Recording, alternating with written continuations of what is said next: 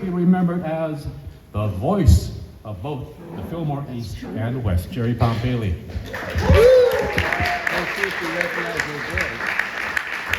And I'm Ben. I worked at Rolling Stone, K-San, and have a bunch of books out. And that documentary, Just Between You and Me, is going to be on a major streaming site within a couple of days. That's all I can tell you. Subscribe now. Okay. And also, just a little behind the scenes showbiz. Originally, it was going to be Jay Blakesberg moderating with Jerry and me, telling stories and answering questions. But I am too old for that. So I remember nothing. So I know I'm much better asking questions if I can remember those. So that's why I am going to be moderating, and the first question goes to Jay. How did this exhibit come about? Well, like we said, Amy and Megan, growing up, like I said, all these venues were just so important to our history, reading about them in different magazines and books and whatnot. And so I had this idea to do this, I thought it would be a good book, actually. To do a book on the historic rock venues, because if you look around the exhibit, and if you haven't done it yet, look at it at the end of the presentation. Each venue that we have here just has 2 photos. We have 2 photos from Kezar Stadium, and 2 from the Oakland Autodrome Arena, and 2 from all these different places. And I started kind of digging into the history of these, and I got a lot of information from another old BGP guy named Bob Barsotti. Worked with Jerry for many years, and I interviewed him during the pandemic. There was I did a talk show online called Photos with Stories, where I interviewed mostly photographers, but I interviewed Bob Barsotti, and it was just such a fascinating thing to hear him talk about, like, Kezar Stadium, for instance, right? So as the venues were exploding and the crowds were getting bigger, they do these concerts at Kezar Stadium, which is like a stone's throw from houses in the Haight-Ashbury, which is why they really couldn't do them there anymore. And I think it was maybe the snack benefit in '75 where there were sort of mini riots going on, and it just was getting out of control. And so I was just learning all of this stuff about the infrastructure and how it went, and Jerry can talk more about that. But from a photographic standpoint, for me, I had access to all of these archival photos. I have a company with my daughter called Retro Photo Archive, and we help facilitate and manage a lot of these archival photos that you see on the walls that I didn't take, like Dylan in 1974. One of my favorite shots in this exhibit is The Who in 1976, back on that wall. And that is taken by a guy named Greg Garr, who's sitting right back there. Greg, raise your hand. And Greg is a brilliant photographer, and I'm actually doing a coffee table book of his street photography in San Francisco in the 1970s, which is incredible. So, we discovered these photographs, and I just thought this is an opportunity to make a very cool exhibit with archival photos and my photos. So Greg has the Who one, I have more of the recent stuff. Elizabeth Sunflower has like the one of Bill Graham over here, which is taken on the day that they closed Fillmore West, July 4, '71. The Mick Jagger's also an Elizabeth Sunflower, and another photographer here in town named Alvin Meyerowitz did like Dylan and Neil Young and Led Zeppelin, George Harrison, Neil Young with Crosby and Nash. So I just thought this was a great opportunity to just kind of bring all of these photos together and help tell the story.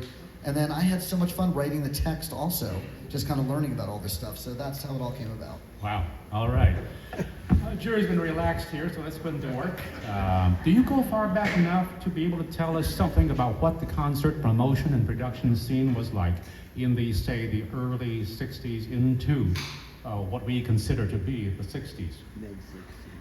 Okay, first let me start off with a quote from Grace Slick, which was, "At the time, no one told me I was supposed to be writing this shit down." That was from people like you, Ben. What was it like, promotion? Chase, you said from the bio thing, I started out as an usher. I was good. I was good as an usher. I should have stayed there. Jerry, Can you get Danny Sherriff's seat as an usher? No, Danny started out as my assistant in 1975. So I told him he would get me coffee and sharpen my pencils. It was great. I get bored very easily in different jobs, so it took, I think, what, 6 months, Danny, for me to give you my job? Oh my God, that's great. Less than 6 months, yeah. And as they mentioned, I've been in all these different aspects of the concert production business. Stuff that isn't mentioned is, I fired all the light shows in San Francisco and put in concert close-up stuff. I was responsible for Rock Medicine coming together. I was the IT guy at one point at BGP, go figure, right? Did all the archives and stuff like that. There's a bunch of stuff. But we're here to talk about venues, right? Venues. So like all the great rock and roll venues, without any exception, were all shitholes when they started out. That's the answer. Yeah, no kid says, hey, let's go to the Fairmont and see the show. Let's go to the Fillmore, and get our car ripped off, but we're gonna have a hell of a time, The greatest rock venue that most people consider that ever existed, which was the Fillmore East, was a shithole. At one point, the fire department came in and we had 17 pages of violations. We had to, correct, which we corrected, but it was still a shithole, but it was a great one. Fantastic sound. One of my favorite venues out here was the Berkeley Community Theater, which if I'm correct, was a Frank Lloyd Wright building. I know it's Art Deco. Yeah, no, I'm pretty sure it was a Frank Lloyd Wright building while being the Berkeley High School auditorium. And the sound in there was really good, except if you stood against the side walls. It just died right there at the side. As long as you were in a seat, you were fine, Well, in terms of asking about the earlier venues, it seemed like rock and roll would have to be presented at Masonic halls, civic auditoriums. Elvis Presley in 1956, for example, played what became the Kaiser Auditorium, the Oakland Auditorium. And so that's where they were presented. Often the promoters were fly-by-night and just jumping from one town to another. And often they just rented PA gear as the sound system. And so it was not even. If you go down to the Cow Palace and you look at the picture of the Beatles on stage in 1964, besides 3 little amps and a drum set, they're singing the vocals through the house PA system. Not that anyone could hear it anyway, because everyone was screaming. If you look at that photo over there of the Greek Theater, the bottom one from 1967, taken by a guy named Dave Seabury, who lives over in Berkeley, and Dave couldn't make it tonight. There's 2 little speakers on the side. Like that's an 8,500 seat venue. I'm sure that those speakers were probably good for about the first 200 people in the venue. So insufficient sound, which was a big problem. Yeah, for the bands didn't travel with their own PA system. The first band to actually do that was The Who. They traveled with their own PA system, and then the Dead got into it for a while too, building all that weird shit that they do. But the wall of sound. I remember when I did the '71 Stones tour in England. The entire show fit into one 24-foot truck. The PA was a WEM sound system. You can look it up. It's like nothing. It's like really nothing. But hey, we were playing small rooms, so it didn't really matter. And again, comparing yesterday to what happened in the mid to late 60s, concert promoters were not well known, or they didn't want to be well known probably. They were not personalities. It took someone like Bill Graham to become a real showman, an entrepreneur, a man of his times. I think he was sculpted in part by the changes of the times, but he also brought his own character to it. Right. He was a theatrical person, so sound and lighting were really important to him. In New York, he brought in Bill Hanley. Out here, there was McCune Sound, and there was a few others that we would rent and do. And I don't think we ever actually built our own PAs. We probably either just rented them or bought them. And I forget the point I was trying to make. Let's get a new point. What were you up to when you got that ushering job at the Fillmore West? What was your aspiration at that time? Well, I had started out at the Anderson Theater, two blocks down the street, working for this guy, Tony Leck. And when there's a whole chapter in the Bill Graham book about Tony Leck and Bill Graham with me in the meeting at this restaurant in New York City, where Tony thought Bill was moving in on him, and actually Bill was inviting him to join him because he liked the way the whole production ran. And boy, the Anderson was a real shithole. I mean, anyway, everyone left. When Bill opened up the Fillmore, the entire tech crew jumped. I stayed with Tony because she was a friend of mine until the night of the first show at the Fillmore East with Big Brother and the holding company. And when I found out that Tony had printed up a couple of thousand counterfeit tickets to the Fillmore's first show and distributed them around New York, to me that was like crossing the line. So I left, and I knew everyone at the Fillmore, and I eventually got a job there as an usher. Then they fired the house manager, and they had spent like a month looking around, and they wanted to go to Broadway and put someone down and what. And Bill said, no, we don't have to do that. And Kip Cohen, who was the director, said, why? And he says, well, because that usher has been running things since we fired the house manager. So let's give him the job. And that was it. Speaking of beginning of a career, what about you, Jay? How did you become a professional photographer? So I started taking pictures when I was in high school in 1978. And my first photo ever published in print was in Relics magazine in May of '78 after a hot tuna show, or actually a Yorma show at the Capitol Theater in Passaic, New Jersey.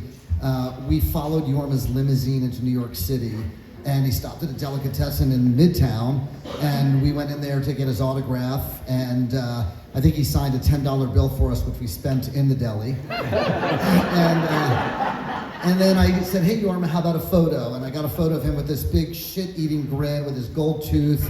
If you've seen this photo anywhere out there, it's the exact reason why they always told you to never drink anything backstage at a Hot Tuna concert that was already open, that was given to you, because you would end up looking like this.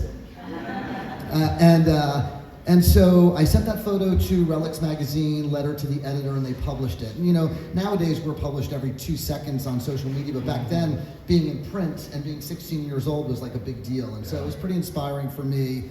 And then about a year later, in September '79, I was asked to submit a couple of photos of the Grateful Dead playing up in Rochester, New York, for a review that was being done in the Aquarian Weekly, which is like a free weekly like the SF Weekly, The Guardian. And I got paid $7.50 each for 2 photos, $15 total, and I was almost famous. You were a professional. I was Did professional. Relics pay you? Relics didn't pay me for the letter to the editor, but eventually Relics started paying me. I think their rates were about $15 a photo back then. But that's how I started. My first big break came from Rolling Stone magazine when U2 did the free concert in downtown San Francisco at Justin Herman Plaza. I had already been sending Rolling Stone's photo editor, Jody Peckman, photos for about 6 or 8 months. And it was one of those weird things, catch-22. She's like, well, Jay, we like your photos, and they're exactly what we use, but we can't use you because we've never used you before, right? And it was one of those things. And then when they heard that the U2 thing was happening, she had my name. I was actually just walking out the door because K-Fog had just announced it on the radio, and I was walking out the door, and the phone rang. I was going to jump on BART and just go in and take pictures because I was just shooting whatever I could to figure out how to be a music photographer. And she said, hey Jay, it's Jody Peckman from Rolling Stone. I have your big break. I need you to go shoot the U2 show, go to the Hyatt Regency, go meet this guy named Roger Clark, who worked for BGP, is the marketing advertising guy, publicity guy. Little Roger. Little Roger and the Goosebumps. Famous for the Stairway to Gilligan's Island. And he gave me my pass and I shot it, and that was the first photo of mine that was ever published in Rolling Stone. That was November 11th, 1987, and since then I've done about 300 assignments for Rolling Stone magazine.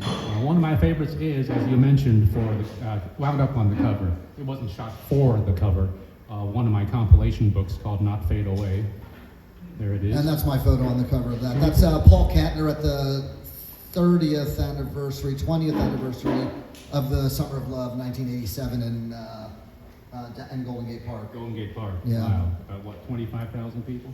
Yeah, maybe more, yeah. Well, one of the things we see, aside from the stunning photographs of artists, and then drawing back and looking at remembering the venues, the wide range of places where people played, is the increasing sizes of the arenas as time went on. It began in clubs and churches and small 500-seat venues, probably, or old movie theaters. How do you chart yourself the growth of the sizes of the venues? Well, first of all, you have to look at how the promotion business worked in the late 60s and early 70s. And the man responsible for it was the agent Frank Barcelona. Because what he did was, he gave the major promoters in each market basically a monopoly. So Bill had the Bay Area, Don Law had Boston, Aaron Russo had Detroit, the Belkins had, Columbus and Cleveland and stuff like that, and it was that way all around the country. And the advantage to that was, and people don't realize it at the time, the advantage to having a monopoly in the market is you don't have to bid against anyone else with a price for the band. So ticket prices could be kept low. If any of you were around in the 70s here, you never paid more than $5 for a show at Winterland, But what about competition from the likes of Chet Helms and the Family Dog? Oh, Chet Helms wasn't in any competition. Chet Helms wasn't a businessman. He was a sweetheart and stuff like that. I've got a little Chet Helms story. One of the jobs I did at BGP was I handled all the copyrights and trademarks. And I was trademarking, BGP and Bill Graham Presents and stuff like this one day. And out of curiosity, I looked up the trademark for Summer of Love. And there was none. And I said, wow, that's strange, So I trademarked it, right? And I wasn't going to do anything with it, but I thought, this is a San Francisco thing and belongs here in San Francisco, and it's got to be protected. So when the 30th anniversary of the Summer of Love came up, I'm at this meeting with Chet and a bunch of people, and I said, Chet, I trademarked that, and no problem, you can use it. Just pay me $1, I'll give you the $1, He went fucking crazy on me. he didn't get it. I don't know if I just let it lapse or I think I tried to give it to the city at one point, the trademark and stuff. It's like, it belongs here. You were much more charitable than the infamous Matthew Cates, Oh, who copyrighted didn't know that. the San Francisco sound. And so anybody who tried to use that terminology got a visit from him, or his attorneys, or Tony Lynch. Things like that belong to the area, They don't belong to people or a person, There's a right way and a wrong way to do shit. And Chet was the MC at that 30th anniversary of Summer of Love show. Yeah, it was sure. 97. That's the one that's on the book cover. That's 97 at the Beach Chalet. He was the MC.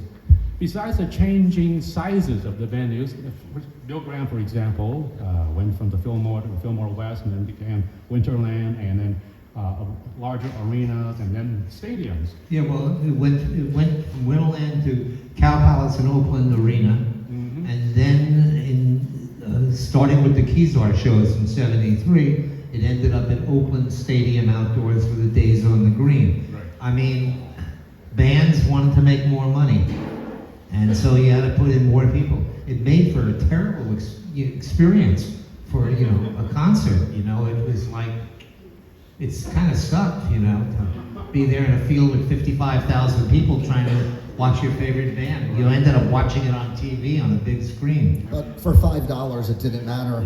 Unlike a show today, that's $500 for a ticket for Elton John or Paul McCartney or something like that.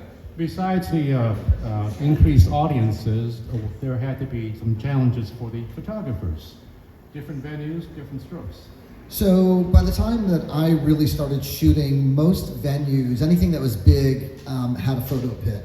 The Fillmore Auditorium here in San Francisco sort of went back and forth. I feel like in the last at least 10 years or more, Amy can answer that, it feels like there's a photo pit barricaded almost every show.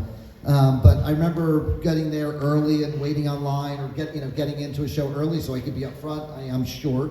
And so I had to be right on the stage. I remember being at a Duran Duran show at the Fillmore and being crushed against the stage by, you know, all these screaming girls. My pelvis hurt for days because I was just like crushed against it, standing on a milk crate. Yeah, you know, I prefer shooting smaller venues because I like to be up close. All photographers have different styles. Some people like shooting with long lenses. I like shooting with the widest lens I could be and as close as I could be to that artist. And I think part of the reason why I'm a music photographer is because I'm in front of everybody. Like, I am as close to that music as you can possibly be beside the artist. You know, if there's a photo pit, we're the first, you know, we get it first, right? We're right there and kind of capturing that. And so I think as, like, looking at pictures at Winterland, there was no photo pit, right?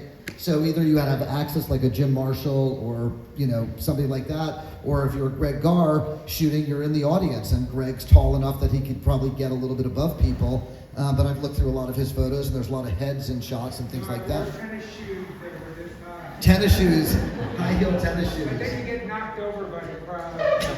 But, you know, all those famous winners, I mean, Greg shot Queen and the Sex Pistols and, you know, The Who and, you know, at all the different big venues, and there was no photo pit. He was in the audience. But even Jim Marshall, he had the access, and he had to shoot from on stage, because if you're backstage hanging out, you know, in a venue, backstage shooting pictures there, and then the band goes on, you can't make your way to the front when everybody is crushed against the stage.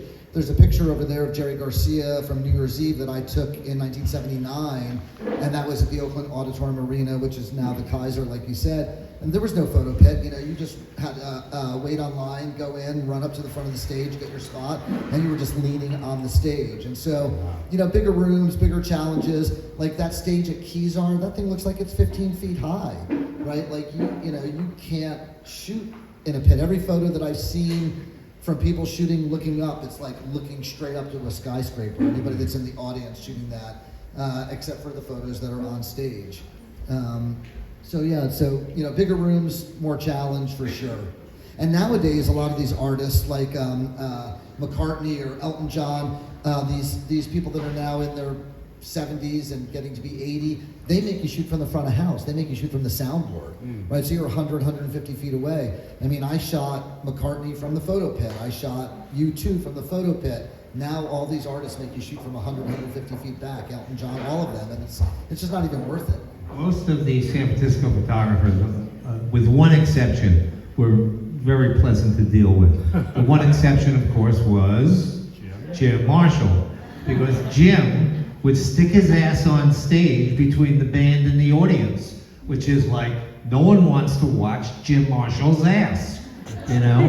At his memorial service at the Great American Music Hall, the one thing I said, hey, you know, Jim Marshall threatened to kill me 4 times. Twice he threatened to shoot me, and twice he threatened to run me over with his car. Anyone have any more threats than me? And no one raised their hand. I found that weird. Those are true stories, Jim. So we have 2 people back here that are longtime Bill Graham Presents people. We have Rita Gentry, who's jumping up and down, and she has something important to tell us. Bill is talking through me, and you guys are like sitting here talking about your shooting, which most of the people in the back can't even see you guys because you're so comfortable on that couch. But there's chairs that are up there. That if you sat on those chairs, all the people in the back could like see you guys. You can go get them. Absolutely. Terrence, are you still here? Ever the producer. Yes. There you go.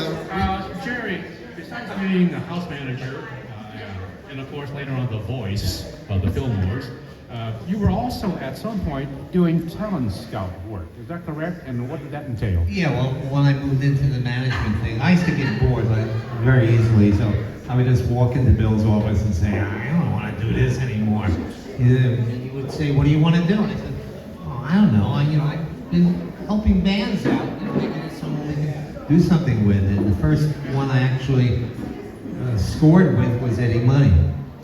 Now, And in the John Glapp book about Bill Graham, he says that Bill sent you to the Fab Mad to audition a young singer. Is that about right, or is that wrong? Did Eddie Money actually audition for you at the Malibu High? No, they want us to sit on these. Okay, I didn't get that. Oh,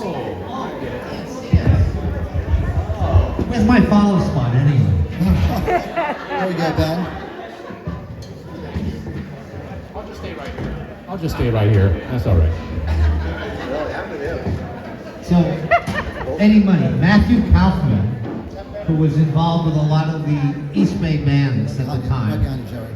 in the 70s, called me up one day and he says, hey, you gotta come and see this guy, Eddie Money. He's playing at the Long Branch, one of my favorite shitholes. You walk in, your feet stuck to the floor. Anyway, I said, why me? He said, well, you know, he's been out here a while trying to make it, but he doesn't trust anybody. And you're from New York, and he's from New York, so maybe you guys can hit it off. And he was right. He was right. Eddie kind of trusted me, and so I started working with him. And He had 2 tickets to Paradise, and you went with him. yeah, right. Well, you know, I got some people at CBS interested, and at the time, Bill had gotten a 3-record production deal with CBS Records, and he didn't have anyone to give him. So I said, well, let's give him Eddie Money. And they figured, well, no one else kind of saw what I saw on him, you know. So we gave him Eddie Money, and then I went to LA with Eddie, and we sold 3 million albums, you know. So. Pretty good talent scouting. Yeah, well, everyone thought I was a genius until my next band.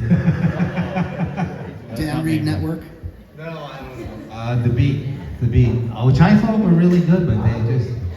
So we have a lot of great photographs, as you now know yourselves, around the room, and I wanted to just point out a couple of these, and then you guys can just talk about the venue or the artist or the situation. James Brown at the Warfield Theater, a corporate gig. And I was wondering, for photographers, how is that different, if it is, than a paid audience gig? Well, back here in San Francisco in .com 1.0, when all those startups are throwing around lots of money, some startup offered me a lot of money to come to their private party with James Brown at the Warfield and take pictures, and of course I was right there. Oh. So that's the James Brown story. But for me, it was just a regular show, and a music fan's a music fan. They're still into it. They're still grooving. It's still the James Brown funk, and so pretty straightforward concert at the Warfield with Godfather of Soul. Would the artists be more kind of cooperative with photographers, or are they still pretty much themselves, as if they were at a paid gig? Well, typically at a gig like that, the artist is getting paid 5 or 10 times more than they are for a normal gig if it was just their own gig. And so if the CEO of that company wants a picture of that artist backstage, they'll typically do it. I mean, maybe if it's the Rolling Stones or something like that, maybe you're not getting a picture with Mick and Keith, but most bands that are doing these corporate gigs are acquiescing to requests like that to do, quick backstage photos. Typically, not an issue. We also have seen the Berkeley Community Theater, built in 1950. Do we know why they had that theater on a high school campus? It's the auditorium. Wow. It's the high school auditorium. What an auditorium. Right, it's an amazing auditorium. It's got one of the biggest stages around. I think only the Opera House has a bigger proscenium stage than Berkeley Community Theater. And they had a great little theater department. As you mentioned, Barbara Sodi, half the guys that came to work for BGP in the early 70s were all high school kids from Berkeley High School. Yeah, so there was a theater program that you were allowed to shadow the union stagehands as a high school student. So Bob Barsodi, David Mayeri, I'm sure there's a bunch of others. Oh, yeah. And the shows that were at the Berkeley Community Theater in the early 70s were like Derek and the Dominoes and Clapton and The Who. Hendrix, the Springsteen. Allman Jimi Brothers. Hendrix's last Bruce. show. I mean, this is at Berkeley High, right? So it's pretty crazy. But I had heard, and I don't know if this is true, that the reason that Bill loved that venue is because it reminded him of the Fillmore East, because the Fillmore West was That was why I loved that venue, because it reminded me because of the Fillmore seats, is. right? Because of the seats. When I first came out here and I walked into the Fillmore West, which was 3,000 people just roaming around, it was like, what the fuck?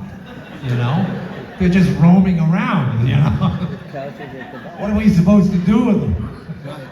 Because the Fillmore West and the BCT were both about 3,000 people. 3,500 at Right. BCT. But the BCT kind of wasn't really, lucrative because you couldn't sell alcohol because it was the high school, right? Yeah, but that didn't make a difference. It only cost $150 to rent it. And the ushers were all volunteers.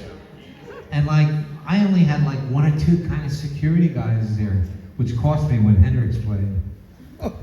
My favorite shows at the BCT were when Wavy Gravy would do his birthday parties there, and the Save a Benefits and his birthday parties. Those were always amazing. I watched a younger Bruce Springsteen, the E Street Band playing there. That was fantastic, except they made you show your hall pass. By the way, while I'm at it, They opened up for Blood, Sweat, and Tears. That was a fight getting them on that bill. wow. And they were on the same record company. But one of the jobs I had, one of the many jobs I had, was I was the guy who had to listen to all the new record releases that came out. And most of them were like total shit. I mean, you know, you sit there and you drop a needle on something and you listen to it for 30 seconds, and oh, crap. And I can only remember 2 albums that I actually walked into Bill Graham's office with. One was the first Elton John album, and the other one was Greetings from Asbury Park. Wow. Wow. And I grew up in New Jersey too, and Greetings from Asbury Park was like the story of my life, you know? You listen to a song like Lost in the Flood, you know, it's like, you know, it's what you went through. Behind us, to our right, is Kurt Cobain and Nirvana at the Cow Palace. Strange place to play. And in your notes here, Jay, you talk about the Who's 1973 Quadrophenia tour. Can you tell us that anecdote about? Yeah, so when the Who played there in '73, Keith Moon passed out at the show, and I believe that. Well, I happen to be videoing. Okay, I've seen pictures of you on stage videoing at the Cow Palace. I have a picture. I'm gonna find that and show it to you. I happen to be videoing that show. But what did they do? They said, does anybody in the audience know how to play drums? And a high school kid got up and finished the show on drums for Keith Moon with the Who. I've seen that. That's all he ever did for the rest of his life. I've seen that But that's, video. did you need It's to on do anything YouTube. else He after kicked that? ass, Right, man. yeah. Yeah, he And did. the Nirvana shot, that was a benefit that was in '93. You were probably there. You probably emceed it. That was a benefit for rape relief for when the Bosnian Civil War was going on, and it was Nirvana, a band called L7, and the Disposable Heroes of Hypocrisy, which was Michael Franti's band before Spearhead. So that was an interesting bill. Again at the Cow Palace. By the way, Jerry Pompili has a new book coming out called World Almanac of Shitholes. That's why we're here. Be sure to watch for that. Huh? Is that why you're paying Ben more money than me? Exactly, he's funnier. He also has a funnier name. It's weird to me that in 1974, in November, George Harrison returned to the Cow Palace with his Dark Horse tour.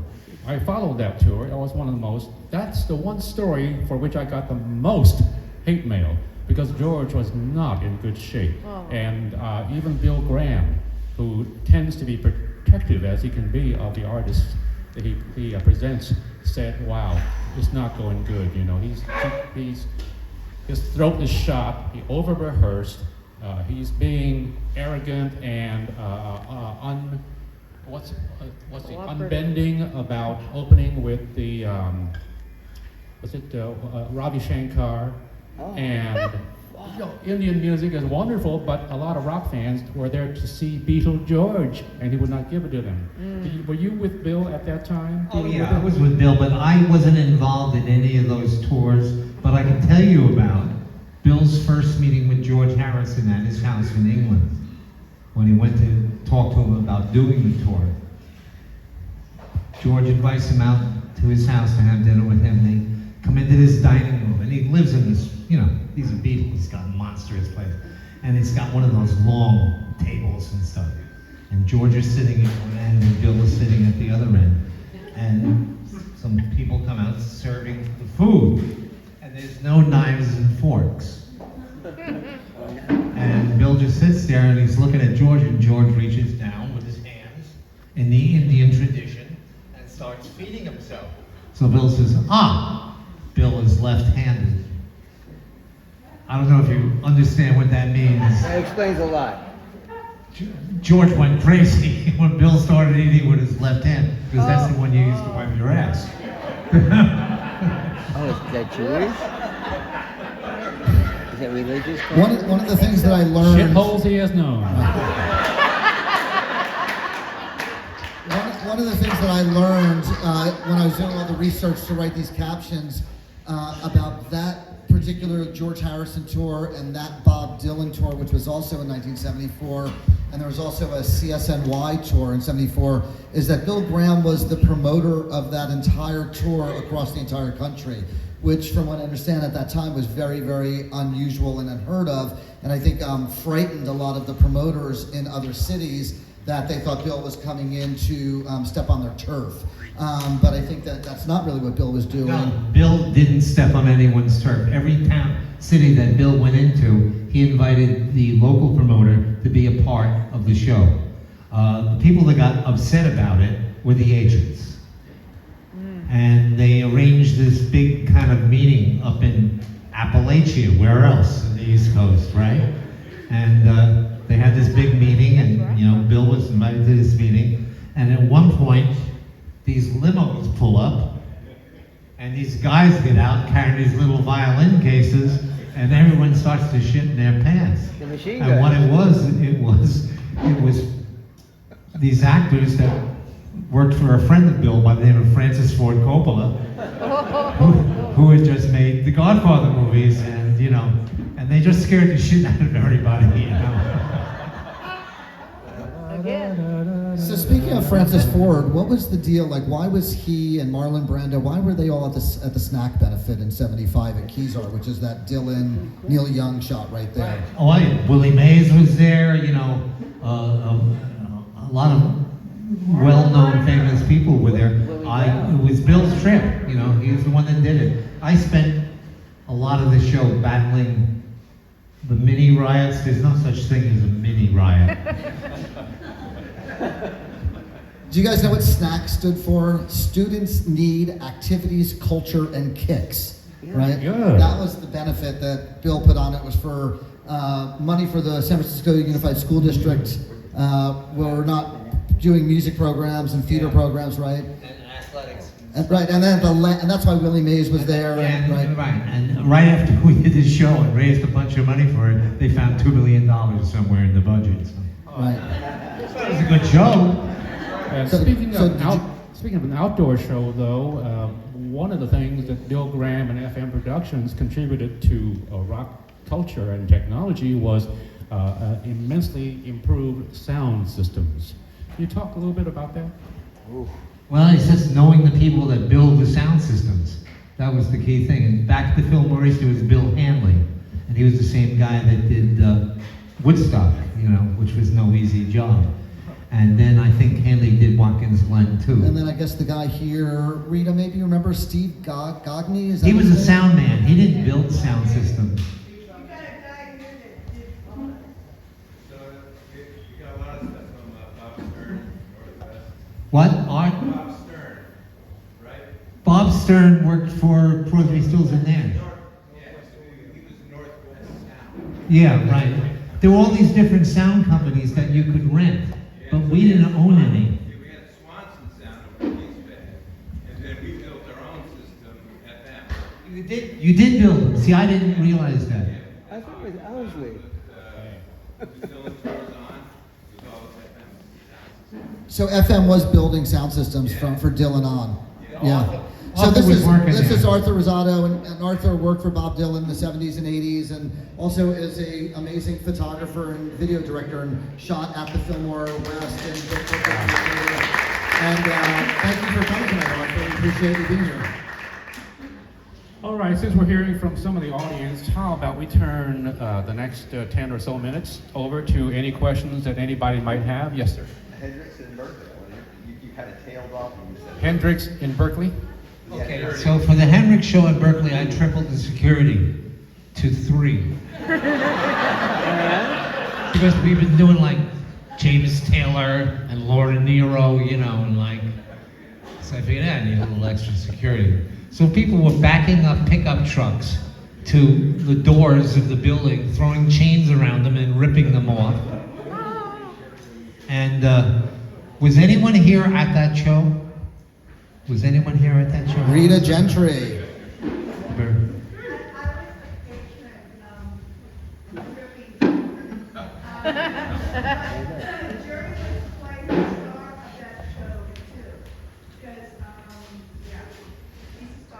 So that was one of the shows in the early 70s where people didn't do their own production, so you could do shit, you know, that you thought was kind of cool and they didn't care, you know.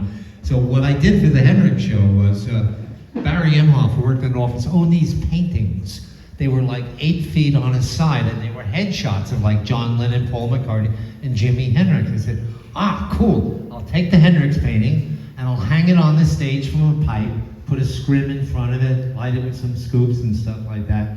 And at the proper time during the show, we'll let it, you know, just kind of float there over the audience and stuff. So, of course, the shit hits the fan at the show, and I'm worried about a lot more things than doing this thing. And at one point when we were hanging it, I thought it was kind of too bubblegum. I didn't think I wanted to use it. But there we were at the end of the show, and the whole place was on fire. Hendrix was burning his guitar, smoke everywhere, people were waving wine bottles around and stuff like that. And I went back by the light board, I forgot who was running the lights at the time, and I said, okay, fade out the colored scoops on the screen and bring up the whites shining on the painting. And we had the head float through all this smoke for maybe 5 or 10 seconds, and then we faded it back out and went away. And to this day, whenever I run into someone from that show, I say, so did you notice any kind of special effects thing during the show? And they go, no. I said, you know, like a giant head? And they go, giant? I thought I was tripping, you know? See, that's the perfect special effect. Hey, Ben, I have a question for you. So Ben was the first editor at Rolling Stone magazine, music editor at Rolling Stone magazine. So you're at ground zero. You're at the Fillmore, you're at the Fillmore West, you're at Winterland. I've seen pictures of you in the audience at Creedence Clearwater at Oakland Coliseum. That wasn't me. Maybe it was that guy that was in that movie, Almost Famous, That's right. that played Yes, you. right. So my question to you is like, what did you guys think down here, I guess on Bryant Street, or Bryant or Brannan? We were on Brannan first. Right. And then 3rd and Townsend. So you're on Brannan, you're here in San Francisco, Jan Wenner's, you know, you're building this magazine empire, you really are the voice of the generation at that point. You know, what was it like for you to be going to all these concert venues and watching this whole thing explode? And also someone who grew up here in the Bay Area, in this, you know, Asian community that was far away from the counterculture of San Francisco. Well, I was half fan, half journalist, I would say. And that started at SF State, where I became editor of the daily paper, and a lot of people visited, including Bill Graham and Chet Helms, who would religiously come out and staple their posters around the campus. Was Hayakawa there? Around Hayakawa, and his office too. What year were you at State? 62 to 66.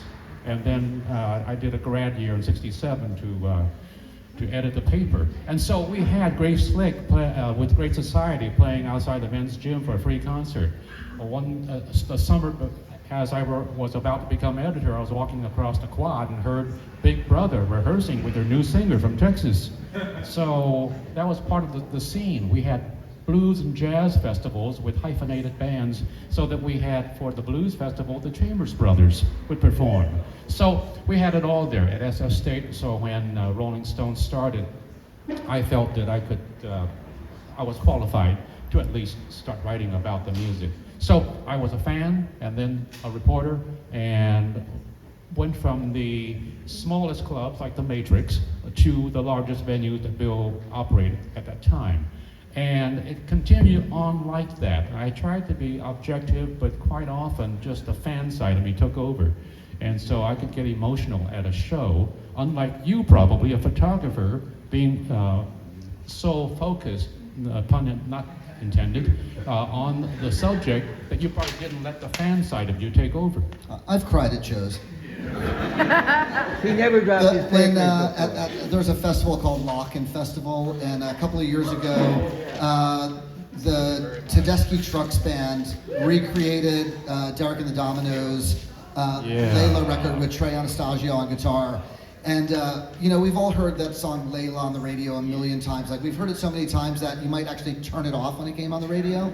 And when Derek Trucks started doing this slide solo during that song, I started crying. It was the most incredible thing that I had experienced. It was just so mind-boggling to watch them do that whole record from start to finish with Derek, Trey, and Susan. Really, people always say, what are your top 5 shows, top 10 shows? And that's definitely one of them. Yeah. So, but anyway, I want to go back just a little bit on you. So when did you leave Rolling Stone? What year is your last year at Rolling Either Stone? 80 or 81. So you had a whole decade, the whole 70s. You I were, was there. Right. And then on weekends, I had this other little gig at KSAN as a DJ. And that was lots of fun also. So I had the best of both worlds in terms of the media. And when you watch the documentary that's going to come out on a streaming platform soon, you'll see that he saved all of his tapes, all your interviews, and you have these incredible stories that are on there, interviewing incredible people. Right. I saved the ones that we didn't tape over for other interviews. So often we would just say, oh, I'm out of tapes, let's just use this one. What's it say on there, Jagger? Okay. What was your favorite interview at Rolling Stone? What was your favorite story you did? If I had to name one favorite, it'd be Ray Charles. If 2, it'd be Ray Charles and Marvin Gaye. And then it goes outside of rock and roll as well with Diane Keaton. But also Nina Ron. It just goes on and on and on. Watch the movie. It's all there. Hey, any more questions from the audience? Yes. What were your favorite venues and why? It's not that hard. The Fillmore, because it was more than a venue. It was, as I think Bill Price said it in numerous ways, it was just a community gathering. It was church. It was a family reunion, because we were there so often that you got to know the people there as well as the artists who were performing on stage. Any other audience questions for these gentlemen? Yes, at hand there. What about outdoor spaces that you like to see? Guys? Outdoor spaces, my favorite was the Greek Theater. The acoustics were great. It wasn't too big. It's really important to me for a band to communicate to an audience and that vibe to come back.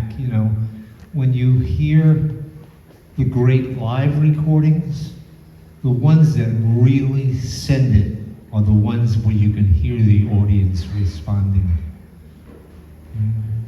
The Greek Theater is a great venue also, but as a photographer, it's terrible to shoot at because the stage is like 7 feet high. Don't give a shit, Jay. Right, I know you don't. So until I finally got all access and could start shooting on stage, it sucked at the Greek, but now that I can shoot all access.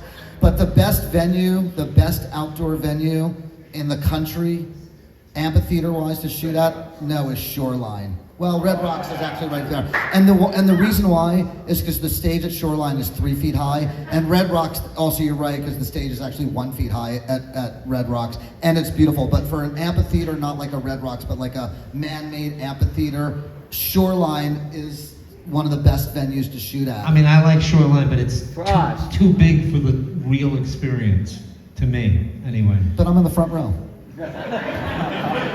You and Jim Marshall. What are your experiences with the Frost Amphitheater, which is one of my favorites? That's a Danny Shear question because he was the promoter at the Frost for like 3 years in the 70s, early 70s. Were you a student there? Before you worked for Bill?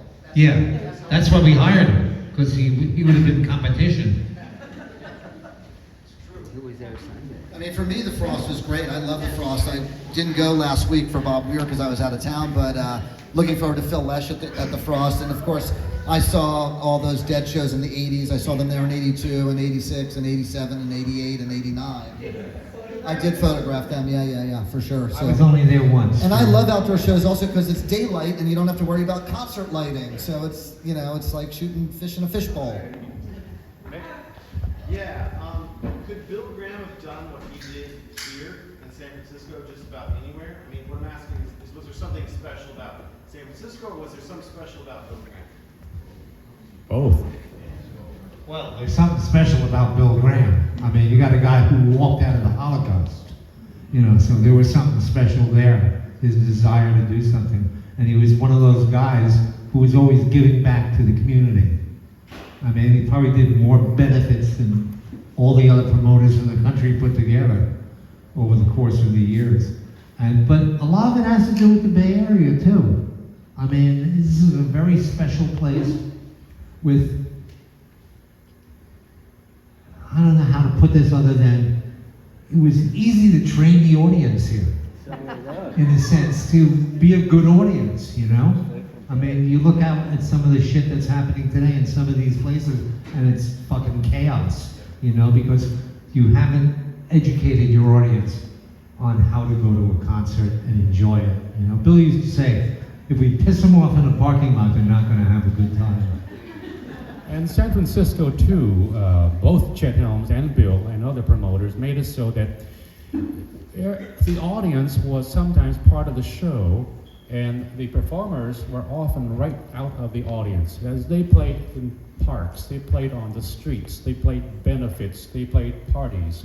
So everybody really was together. It changed, of course, with time and the commerce and the business, but at the beginning it was like that. I think I saw a hand. Yeah, there you are, sir. Or ma'am. Do you think that the golden age of concert photography has passed, or do you think we're in it now? Ooh. Camera technology, proliferation of social media, etc. It's changed, it's evolved, it's way different.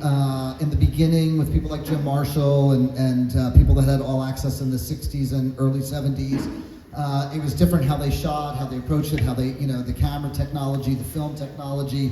The biggest change in all of it, of course, is social media, and that everybody has a camera now.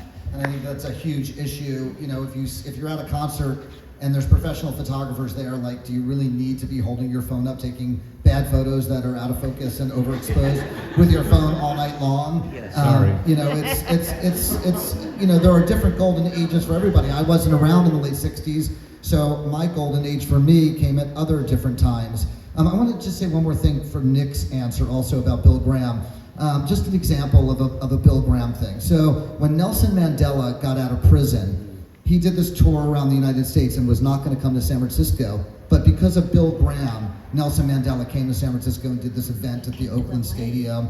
Jerry Garcia, Bob Weir, Mickey Hart played, a bunch of other people. And it was things like that that we don't even know about that Bill made happen that maybe we're going to skip. And Jerry or Danny or Rita could probably talk about that. There were things that Bill made happen behind the scenes that only happened in San Francisco because it was Bill fucking Graham. Right, and I think that we benefited as music fans, as a photographer, as journalists, as whatever, because of being in San Francisco. And for me, having my career here and being around Bill, those opportunities, you know, having this Nirvana benefit, you know, and all the different benefits that Bill brought to the Bay Area, created photo ops for me, or, you know, the snack benefit in '75, I wasn't there, but things like that only Bill Graham could do, I think is what made San Francisco such a unique concert experience. And the spirit of Bill continued on with the people that worked for Bill after Bill was gone, and the people that he trained and the people that he worked with, because they had that mentality from learning from Bill and learning from the best and the most unique individual. An excellent book about Bill Graham is Bill Graham Presents by Robert Greenfield, so you might look for that. Sir. Hi, Jared. Talking about benefits and the later years, basically, you were not just the voice of Fillmore or Winterland, but you were also the MC of the Bridge Benefit Concerts. Yes. Which is a real staple of the Bay Area for many, many years, very special to a whole lot of us. And you were right in the middle of all that. I wonder if you could speak a little about the Bridge and maybe about Bill and BGP's involvement in benefits in general. Okay, the Bridge School. So I wasn't there for the first two Bridge schools. I guess I was somewhere else. The first one I think was at Oakland Auditorium, and then the second one was at Shoreline. And then the only other time I missed it was 1995, which was the year I got married. which was that weekend. So I didn't go to bridge school that weekend. Right? But we would go on our anniversary every year. Anyway, the bridge school. Bridge school was a unique, greatest show of the year, every fucking year. Greatest show of the year. The first time I did it, something came up, and I walked over to Neil Young, and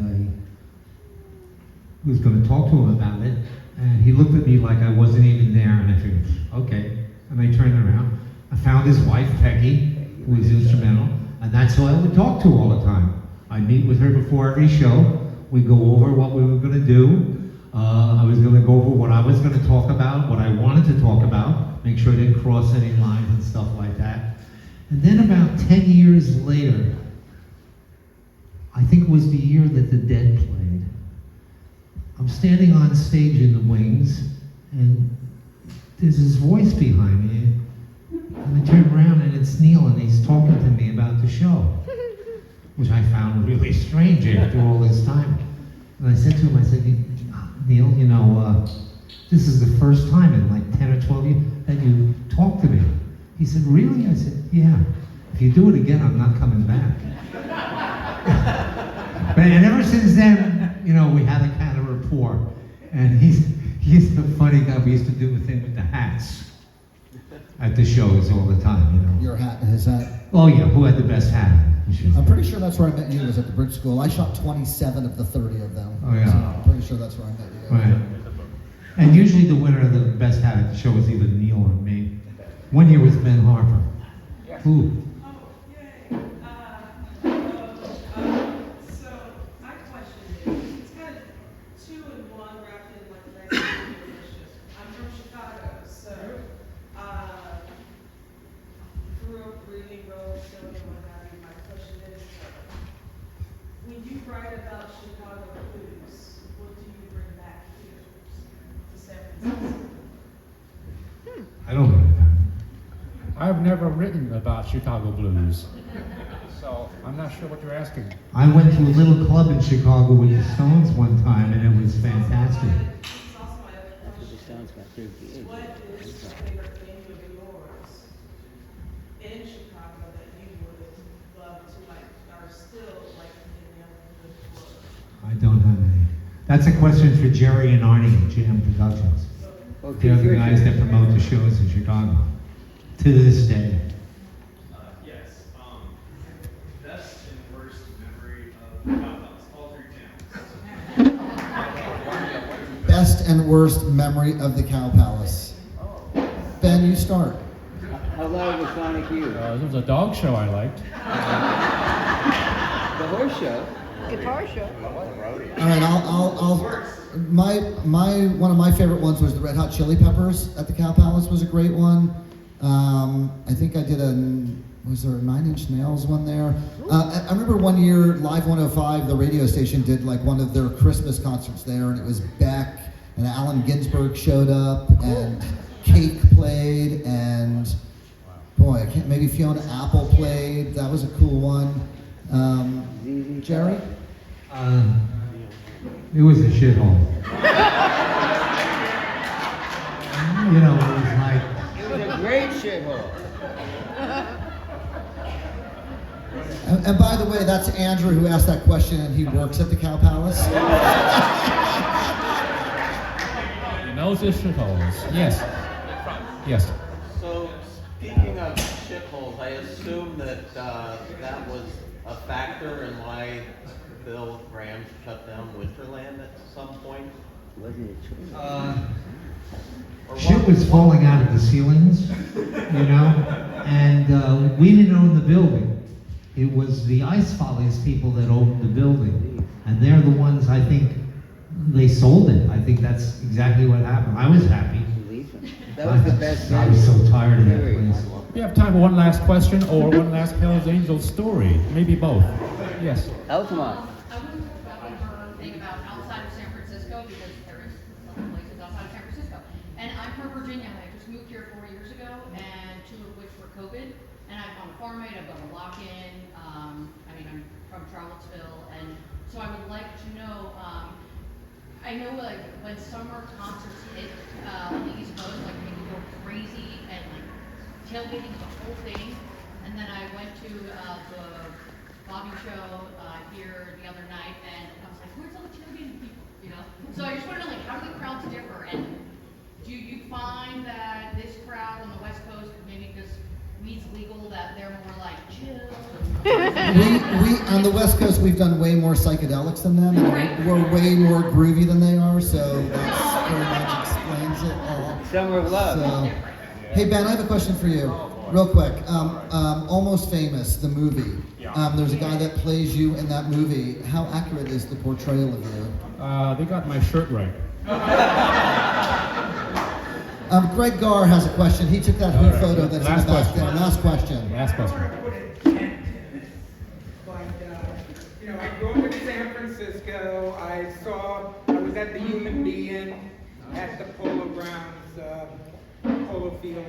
The first time I saw the Dead was in the Panhandle in late 1966. I didn't even know who they were, but they were doing It's All Over Now, Baby Blue. And I said, that's a Bob Dylan song. And I love The Airplane. I love Big Brother. I just love the San Francisco sound. But as I became a photographer in the early 70s and mid 70s, I tried to hustle my photographs outside of Winterland and Fillmore West, and Bill Graham's what we call Goon Squad would come and confiscate my photographs and say, you can't sell these without giving money to us. And so in 1978, the Sex Pistols came to Winterland, and it totally changed my life. And I got into the whole punk scene, and I just feel so blessed to have been able to experience the Sound of Music, Babuhay Gardens, the School of the Deaf. I mean, the San Francisco punk scene was out of this world. And it's everything that rock and roll should be. Because they were making criticisms of the social standings in our culture. I am Governor Jerry Brown, my order smiles and I mean, I just love the punk scene, and I just feel, even though I love the hippie scene, the San Francisco sound of the 60s and the 70s, the punk scene is something that's been left out of this discussion.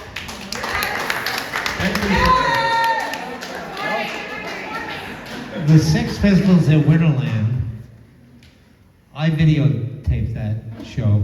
The opening song, God Save the Queen, was one of the great moments in rock and roll. I mean, you can go on YouTube and watch it. It's unbelievable.